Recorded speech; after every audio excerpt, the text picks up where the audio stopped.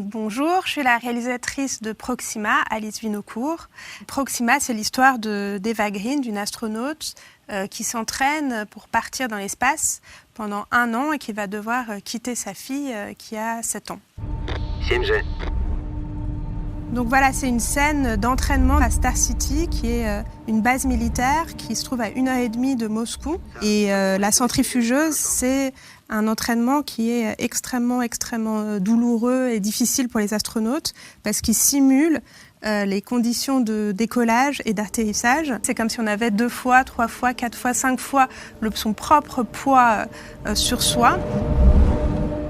Évidemment, on n'allait pas faire monter Eva Green dans cette centrifugeuse, même si, comme elle est assez kamikaze, elle aurait sans doute voulu. Et là, cette partie-là de l'image, ce plan serré sur le visage d'Eva, a été fait en studio en France. On a utilisé un grand ventilateur très puissant.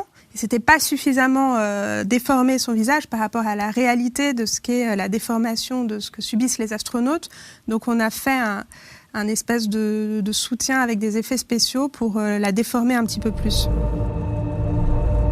En fait, je me suis beaucoup inspirée de ce que j'avais pu observer des véritables entraînements. C'est l'aspect un peu documentaire du film.